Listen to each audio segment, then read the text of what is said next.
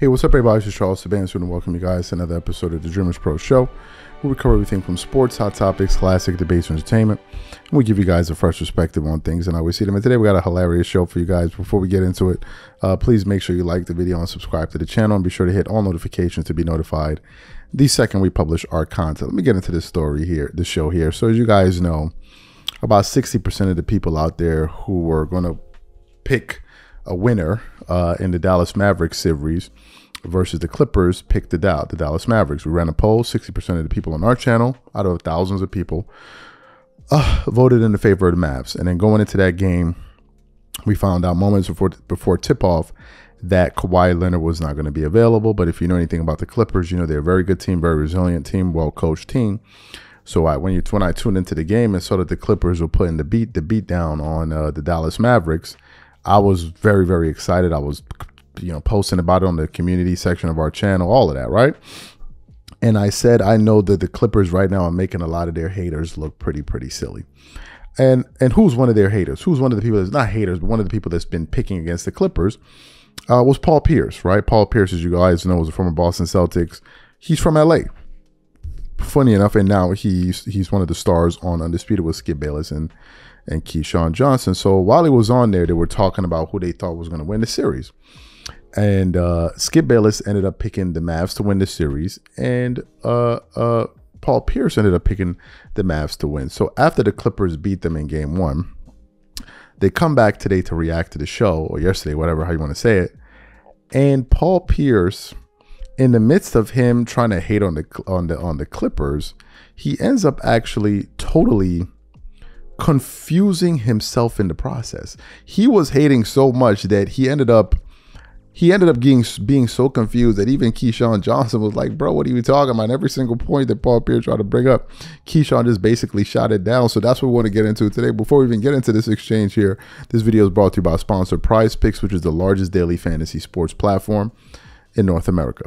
Prize Picks is really simple. Instead of just selecting a team, you just select two or more players, pick more or less their projected stats, and then you place your entry. For example, this week, I'm selecting two entries.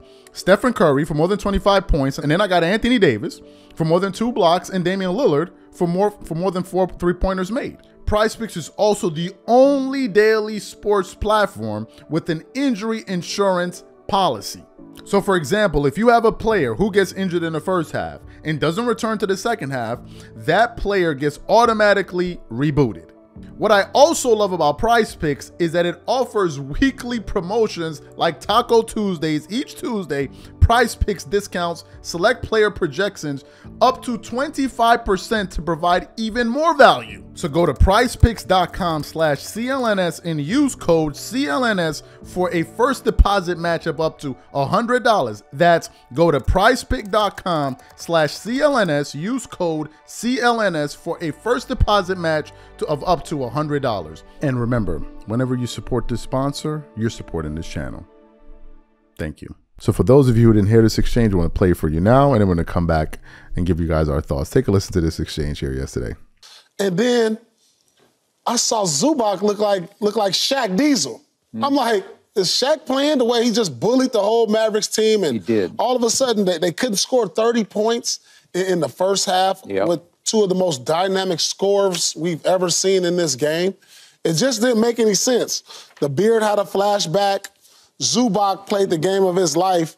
And I just thought without Kawhi and with the way Dallas has been playing, that they would come out and really beat the Clippers. But it just didn't seem that way. I think James came out with something to prove. George Westbrook gave him a bolt of energy when he got in the game, and it was just lights out. And all you need sometimes in basketball is one quarter.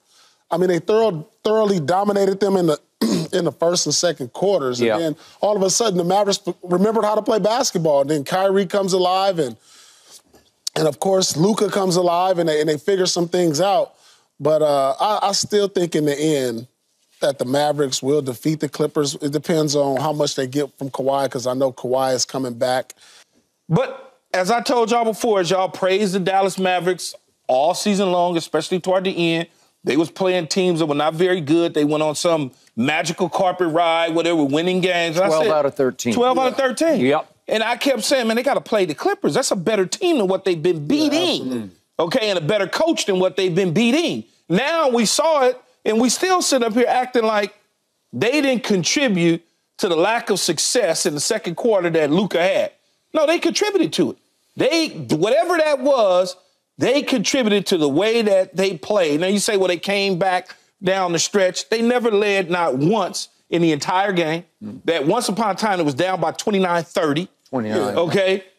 So they contributed to the deficiencies of the Dallas Mavericks. Mavericks figured out something second half, though. They outscored the Clippers in the second half. If I'm up by 30, you hold it. If you just take away that 8-point quarter, then Dallas, if you just take away the second quarter, Dallas wins the game. But, you know, I mean, that's part of it. You can't take it away. But when I see them score 30 points in the third quarter, 34 points, and 33 points. I'm up by 30. Yeah. I'm up by 30. So if you score 30 and I score 15, I'm still up. Yeah, but I think they magically found something. You lost. You didn't find nothing.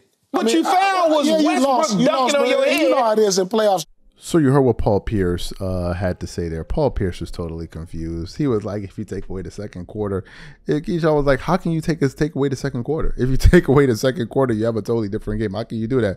He's like, if you score 30 and I'm up 15 or whatever it is, and I'm up, if I'm up whatever, you score 30 and I score 15, I'm still up on you by 15 points and all of that stuff, right?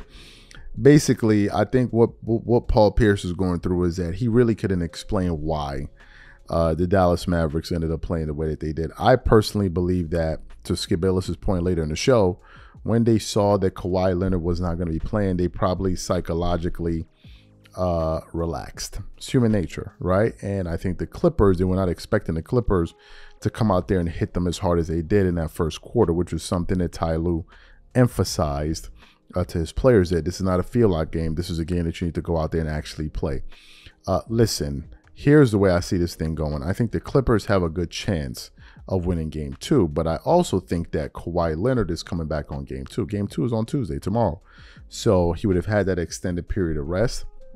I have heard with Coach Ty Lue that he's been doing some game stuff. So I think Kawhi Leonard would definitely come back. And if he comes back, then I think it makes it that much harder for the Dallas Mavericks to beat the Clippers, in my personal view, because now the Clippers have their best offensive weapon on the floor, right? And they also add another defender, which is one less screen that Luka Doncic can exploit. So really the only real weak link out there is going to be most likely if it's a Zubac on that switch, right? So you have Kawhi Leonard, you have another scoring threat, and you have somebody that's going to force Luka Doncic, or at least I think try to force him to play some defense.